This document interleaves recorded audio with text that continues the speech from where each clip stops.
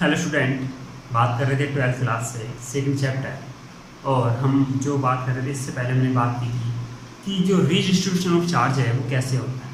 ठीक है, तो इसके साथ ही लगभग सारे टॉपिक्स जो हमारे हैं वो लगभग ऐड हो चुके हैं।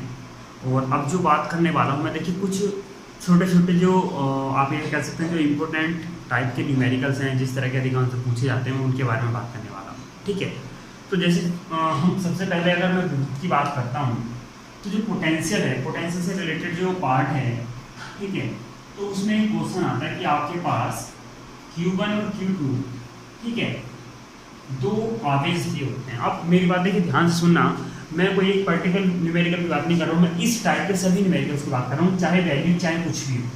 आपको केवल ये मेथड अपनाना है और इसी तरह के मेथड अपनाने के बाद आपका क्या हो जाएगा, क्वेश्चन सॉल्व हो जाएगा। अब देखिए उसने कहा कि दो आवेश हैं, ठीक है, और वे r दूरी पर स्थित हैं। ठीक है, जब r दूरी पर स्थित हैं तो उसने कहा कि दो आवेश r दूरी पर स्थित हैं तो इनको मिलाने वाली एक रेखा है। ठीक है, मान लिया यहाँ Q1 चार्ज हो गया, यहाँ Q2 चार्ज हो गया, ये टोटल डिस्टेंस r होगी। तो इसके किस बिंदु पर विभव शून्य होगा। एट रैंडम कोई भी एक पॉइंट मान के चलिए कि मान लिया सपोज दैट यहाँ एक P पॉइंट है और इस बिंदु पर विभव शून्य है। ठीक है, तो आप ये सोचिए विभव शून्य होने का मतलब ये है। अब देखिए यहाँ चाहे इसकी पॉजिटिव वैल्यू चाहे इसकी निगेटिव वैल्यू है, इसकी निगेटिव हो इसकी पॉजिटिव हो, किसी वैल्यू से कोई फर्क नहीं पड़ने वाला। बस जो मैं आपको कॉन्सेप्ट बता रहा हूँ आप उस पर ध्यान दीजिएगा, उसी के थ्रू आपको निवेदन करना है। अब देखिए यहाँ जीरो का मतलब ये है कि जो Q1 के कारण विभव है वो Q2 के कारण उत्पन्न विभव के बराबर है।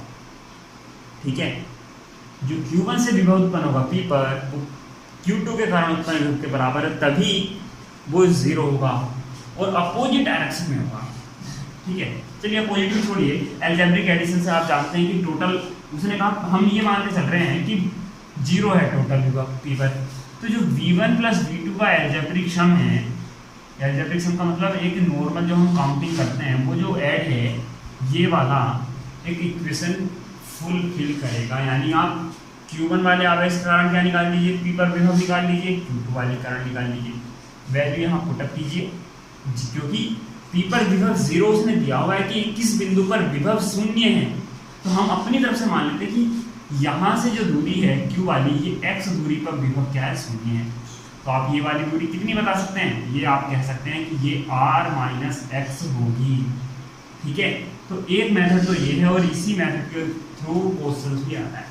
और इसमें आपको जो 1/4 पाई एप्सिलॉन जो है इसकी वैल्यू रखने की जरूरत नहीं पड़ेगी।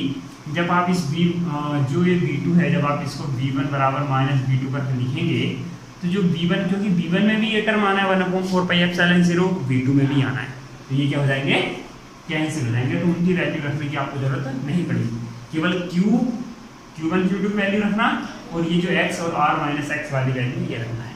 ठीक है, अब सेकेंड टाइप देखिए क्या है कि जो हमारे पास विभव के क्वेश्चन हैं उसके जरिए आपने क्वेश्चन एक सूत्र पढ़ा है V बराबर W/Q। ठीक है, ये भी एक क्वेश्चन इस सूत्र के जरिए भी क्वेश्चन पूछा जाता है। अब बिल्कुल फिक्स समझ के चलिए कि जो V है वो W के थ्रू निकाला जाता है, तो आवेश होगा। ठीक है, एकांक आवेश पर क्या क्या कार्य V है, आप ये समझ के चलिए। ठीक है, तो इस V के थ्रू भी W के थ्रू भी V निकाला जाता है। तो यहाँ विभव देने पर कार्य भी निकलवा सकता है आपसे और कार्य देने पर विभव भी निकलवा सकता है। तो आपको इस सूत्र को याद रखना है कंपल्सरी। आगे देखिए, आगे एक चीज और कि जो थर्ड टाइप का क्वेश्चन है वो ये है कि आपको हो सकता है पहले इलेक्ट्रिक फील्ड जनरेट करा ले आपसे, या आपसे V पता कर ले। इन दोनों में से कोई भी एक चीज पता कर सकता है पहले क्वेश्चन में। इनके अकॉर्डिंग वैल्यू दी हुई होगी आपके लिए कि जैसे मैं कहूँ कि भाई इलेक्ट्रिक फील्ड के लिए Q दे दिया उसने, ठीक है, और कुछ दूरी वगैरह जैसे फोर्स F का मान दे रखा हो और Q का मान दे रखा हो, तो आप F और Q की सहायता से पहले क्या जनरेट कर सकते हैं, E जनरेट कर सकते हैं, यानी E का मान निकाल सकते हैं बराबर QE से, आप जानते हैं, F बराबर Q। इस आप क्या निकाल सकते हैं, E का मान निकाल सकते हैं। यदि वैद्युत वाहक बल का मान वैद्युत बल का मान दे रखा है और आवेश दे रखा, तो आप उसके जरिए वो पहले आपसे E निकलवा सकता है, उसके बाद वो आपसे V भी निकलवा सकता है, साथ में दूरी दिए होने पर। तो E बराबर आप जानते हैं E बराबर V अपॉन D। ये दो सूत्र आपके लिए बहुत, ये जो तीन सूत्र मैं लिख रहा हूँ, V बराबर W अपॉन Q, F बराबर QE और E बराबर V अपॉन D, ये तीनों सूत्र बहुत ही ज़्यादा इंपॉर्टेंट हैं, आपको तीनों को ध्यान रखना है। ये आपके न्यूमेरिकल बेस के लिए काम आएंगे। और जब आप न्यूमेरिकल करेंगे एक्सरसाइज के, तो उसमें आप देखेंगे कि काफ़ी सारे न्यूमेरिकल्स इन्हीं सूत्र की सहायता से होंगे। ठीक है, नेक्स्ट 3 हो गया। फोर्थ टाइप में आ जाते हैं, बात करते हैं। तो देखिए, एक मैं बात करता हूँ, एक वर्ग है या एक वर्गाकार, देखिए एक वर्ग है, ठीक है, और इस वर्ग के चारों कोनों पर क्या रखे हुए हैं, आवेश रखे हुए, Q, Q2, Q1, Q2, Q3 और Q4। इसको बनाने में कृत कार्य निकालना है, ठीक है, या विभव निकालिए इन चारों के लिए। तो आपको पता है, मैंने आपको बताया था विभव निकालने के लिए क्या होता है कि आपको ये ध्यान रखना जरूरी है कि जितने तरीकों से आप इन आवेशों को मिला सकते हैं, उतने तरीके से आपको यहाँ उनको एक साथ पेयर में बनाना होगा, जिससे क्या होगा कि जो हमारे पास ये पेयर बनेंगे। जैसे अब मैं पेयर बनाने के बाद देखिए, मैं यहाँ A लिख दूँ, B लिख दूँ, C लिख दूँ, D लिख दूँ, ठीक है। तो एक तो A से B हो गया पेयर Q1 Q2 का, फिर B से C Q2 Q3, फिर Q3 Q4 यानी CD, फिर DA। लेकिन अब देखिए दो चीज़ें और रख दी, ये BD और AC, ये दो तरीके और हैं जो आप बना सकते हैं, जिनके तरीके जिससे पेयर बन सकता है। तो एक ये वर्ग वाला क्वेश्चन आपकी बुक में है, तो आपको इसी पेयर बना के करना है। यानी जब आप इसके लिए करेंगे तो Q1 Q2 upon AB, Q2 Q3 upon BC, Q3 Q4 upon CD, Q4 और Q1 अपॉन AD, ठीक है। और फिर AC के लिए क्या करेंगे, Q1 Q3 अपॉन AC और Q2 Q4 अपॉन BD। ये सारी की सारी चीज़ें आप प्लस में लिखेंगे। आपको ये वैल्यू दी रखी होगी। अगर मैं कहूँ ये वर्ग है और ये A सेंटीमीटर भुजा का कोई वर्ग है, तो आप जानते हैं वर्ग का जो विकर्ण होता है वो भुजा √2 होता है। तो जो जो AC और BD का मान है वो A√2 होगा, और आप इसके जरिए क्या कर सकते हैं, कैलकुलेट कर सकते हैं वैल्यूज को, ठीक है। तो ये तो आपका क्या है, इस पूरे सिस्टम के लिए विभव होगा, या इस निकाय का विभव होगा, इसको बनाने में क्या है कार्य आप यहीं से निकाल सकते हैं, ठीक है। एक दूसरी चीज, यदि अगर इस निकाय पर जो ये निकाय बना हुआ है, मैं कहूँ कि यहाँ इसके ऊपर केंद्र पर एक Q0 में चार्ज लाया, ठीक है, और इसको मैं इस प्रकार से लाया हूँ कि ये चारों अपनी पोजीशन से उसी तरह से अटैच हैं जैसे पहले थे, यानी इनमें कोई परिवर्तन नहीं होता। तो उस टाइम आपके पास जो जो कार्य करना पड़ेगा वो बस केवल 4 डायरेक्शन में करना पड़ेगा। देखिए, Q1 से ऊपर, Q4 से ऊपर, Q2 से ऊपर और Q3 से ऊपर। इसके अलावा और कोई सा काम आपको नहीं करना है। कभी आप फिर इसमें भी पेयर बनाने लगो। देखिए, पेयर इसलिए नहीं बना रहे हैं अब, क्योंकि अब पेयर क्यों नहीं बन रहे। देखिए, हम Q0 लाए हैं तो Q0 के कारण कब वो निकाल रहे हैं ना, तो Q0 पर जो Q0 को जहाँ से मिला सकते हैं केवल उसको मिलाइए। क्या आप A से B पर गए तो क्या Q0 मिला आपको? नहीं मिला। तो इसका मतलब Q1 Q2 से Q0 नहीं मिल रहा, तो इस वाले रास्ते का कोई काम नहीं है। फिर ऐसे इस वाले रास्ते पर Q0 कहीं नहीं है, ना इस पर है ना इस पर है, तो इसलिए Q0 पर नहीं है। A से O मिलाइए, D से O मिलाइए, B से O मिलाइए, C से O मिलाइए, आपको Q0 मिल रहा है। आप वही पार्ट लीजिए, उससे आपको कार्य नहीं मिलेगा, ठीक है। ये क्वेश्चन है आपकी बुक में, आप करिएगा, ठीक है। और नहीं आए तो आप बताइएगा, आपको नेक्स्ट जो है वीडियो में इसका सॉल्यूशन मिलेगा, ठीक है। आगे देखिए, अब मैं बात करता हूँ, देखिए एक इस तरह के क्वेश्चन पे कि मैं अगर कहूँ कि पृथ्वी की त्रिज्या 6400 किलोमीटर है, आप ये मान के चलिए, या मैं कहूँ एक गोलीय संधारित्र है और उसकी त्रिज्या क्या है, A है, रेडियस क्या है, A है, और इसकी धारिता बताइए। आप कहोगे अबे यार कुछ नहीं दिया हुआ है, सर ने तो बस ऐसे बोल दिया R बराबर A है, ना कोई आवेश है ना कुछ, धारिता कैसे बताएंगे। और धारिता के लिए आपने सूत्र पढ़ रखा है, क्या होता है, Q बराबर CV होता है, या C बराबर आप Q/V कह लीजिए, तो भाई यहाँ नावेश है ना विभव है, हम त्रिज्या से कैसे निकाले? अरे भाई गोलीय संधारित्र का जो सूत्र है आपने उसमें देखा होगा कि जो गोलीय संधारित्र की धारिता होती है किस चीज़ पर डिपेंड करती है? रेडियस पर डिपेंड करती है only. 4 pi epsilon naught into R, ये सूत्र होता है। तो यहाँ रेडियस का काम है, क्यू और वी का काम नहीं है, ठीक है। तो डायरेक्टली आप रेडियस के अकॉर्डिंग इसकी वैल्यू निकाल सकते हैं, बहुत ईजी क्वेश्चन है। तो ये क्वेश्चन आपकी बुक में है कि पृथ्वी की त्रिज्या जो है 6400 किलोमीटर, तो आप उसकी पृथ्वी की धारिता बताइए, आप निकाल सकते हैं इजीली, ठीक है। कंफ्यूजन होने की ज़्यादा जरूरत नहीं है, क्लियर है, ठीक है। अब देखिए आगे बात करता हूँ मैं, तो ये हो गया पाँचवीं कंडीशन हो गई। एक देखिए लास्ट कंडीशन आज की वीडियो के लिए, छठी, कि अगर आपके पास समांतर प्लेट संधारित्र का सूत्र है, समांतर प्लेट संधारित्र की धारिता के लिए सूत्र निकालने के लिए आता है कि आप धारिता ज्ञात कीजिए, ठीक है। तो उसके लिए देखिए पहली कंडीशन तो यही है कि आपको पता है कि सूत्र होता है C बराबर एप्सिलॉन 0 A/T होता है। अगर इसमें K पर आवर्ततांक भी मिला दिया जाए तो आपको क्या पता है कि अगर ये इनिशियल C 0 हो तो बाद में जो C निकल के आएगी वो K C0 आएगी, यानी पहले वाले की K गुनी हो जाती है यदि आप K पर आवर्ततांक का कोई पदार्थ आप इसमें भर देते हैं, ठीक है। किसी भी अगर इस तरह की मैंने इससे पहले भी एक आर्टिकल आंशिक रूप से भरे का कराया था जिसमें मैंने एक पट्टी रखी थी और मैंने n पट्टियों के लिए भी वो सूत्र लिखा दिया था आपको। तो आपको इस अगर पट्टी की तरह का न्यूमेरिकल आता तो आपको कोई दिक्कत नहीं, डायरेक्टली सूत्र याद रखना है, सूत्र में वैल्यू रखनी है, आपको आंसर आ जाना है, ठीक है। अब आगे देखिए, तो अब समांतर प्लेट संधारित्र में क्या है, देखिए धारिता, यहाँ देखिए इसके जरिए यहाँ से क्या होता है, धारिता निकलवाने के बाद वो आपसे क्या होता है, विभव भी निकलवा लेता है कि आपको धारिता पता लग गई और धारिता से क्या निकलवा लेता है, वो आपसे V निकलवाता है। आप देखिए मेरी बात ध्यान से सुनिए, कहाँ से कहाँ दिमाग चल जाता है।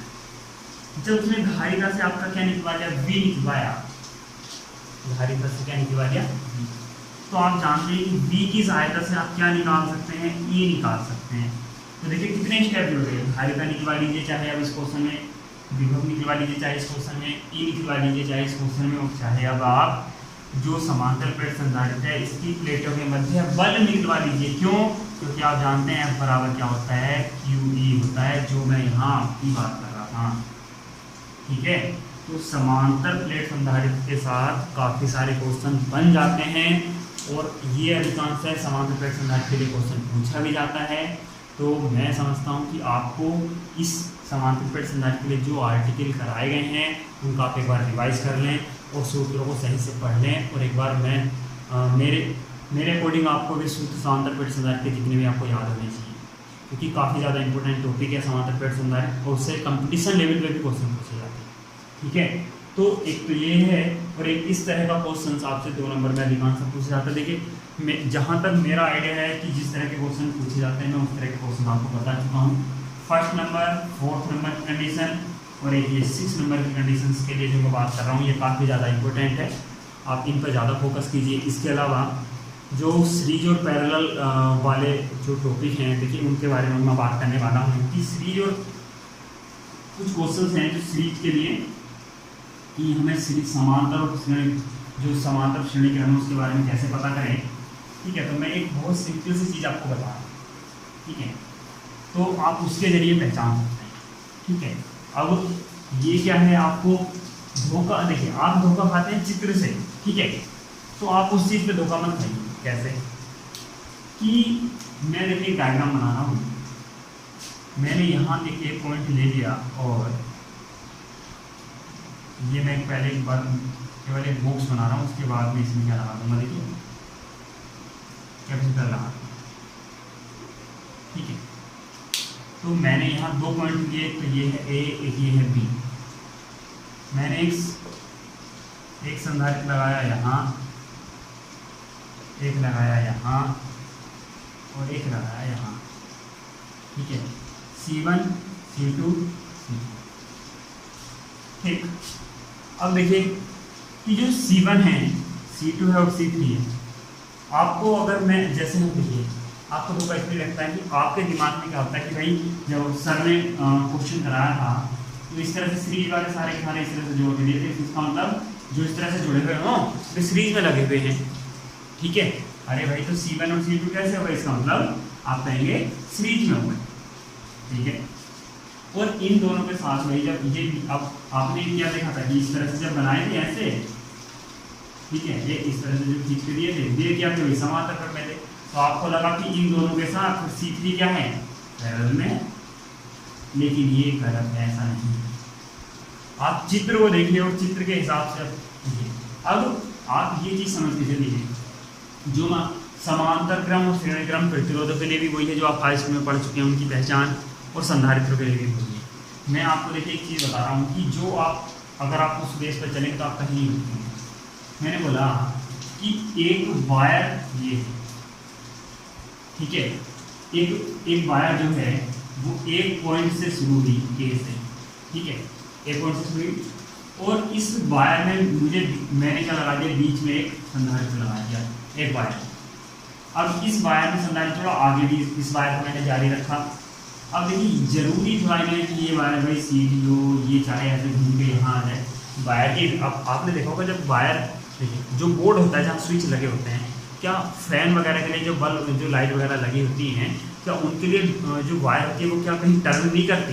तो क्या टर्न करने से उसका कोई वो बदल जाता है क्या? नहीं। तो ये वायर है, वायर में क्या वजह जुड़ा हुआ है। अब एक ये फिर जो वायर है, ये वायर घूम घाम के यहाँ एक दूसरा संधारित्र मैंने जोड़ दिया, ठीक है, और ये एक बी दूसरा सिरा आ गया, कोई दूसरा सिरा जहाँ आके ये डोरी खत्म हो गई है, रुक गई।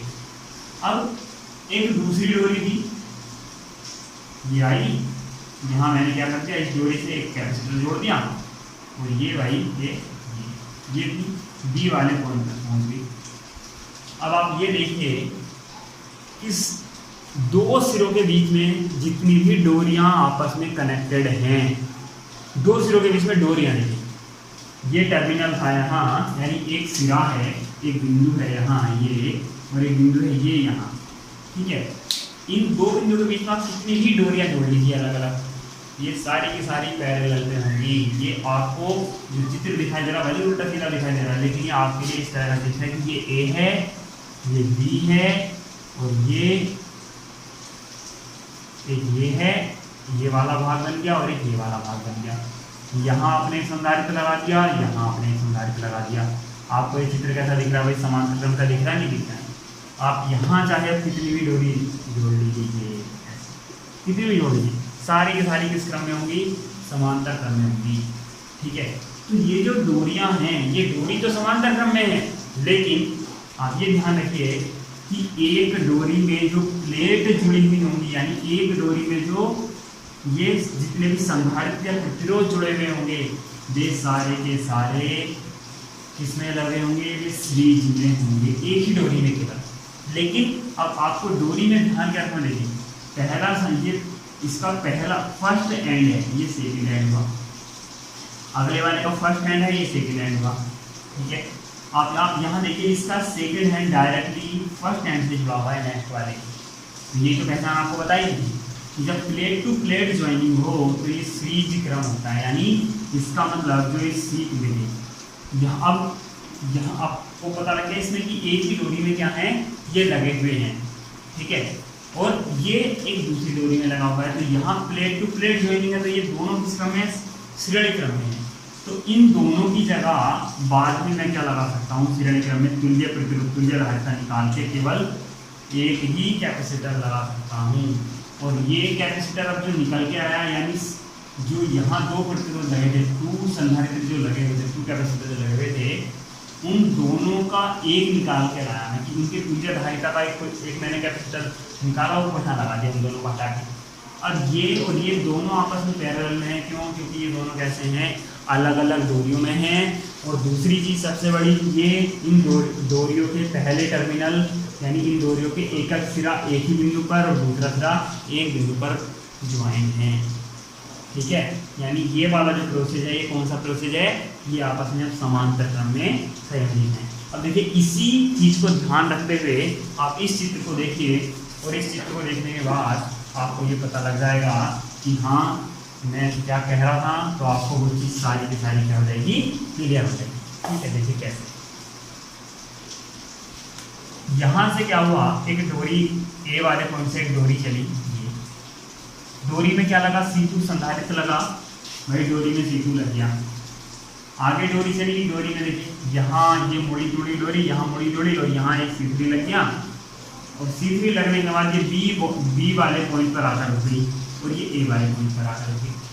ठीक, लेकिन A वाले पॉइंट से जो डोरी चल रही थी उसमें एक संधारित्र लगा हुआ मिला है इस साइड को C1, और ये केवल फिर B तक गई है और कुछ नहीं हुआ है।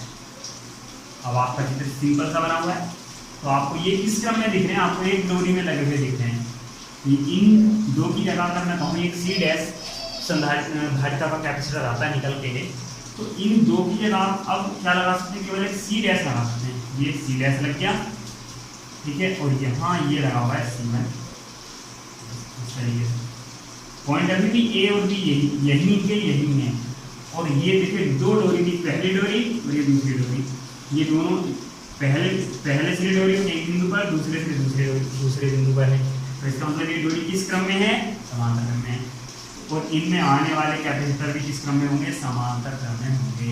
आपको अगर ध्यान में रखना, देखिए यहाँ सीरीज में क्या होते हैं, ये प्लेट टू प्लेट ज्वाइनिंग है, प्लेट टू प्लेट ज्वाइनिंग, इसका दूसरा सिरा इसके पहले सिरे से कनेक्टेड है।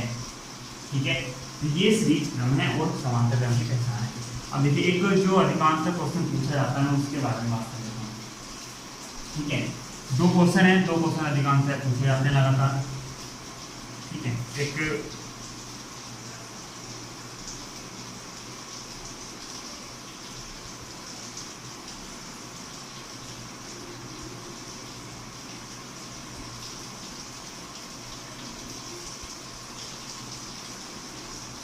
ये इस तरीके से पूछा जाता है क्वेश्चन।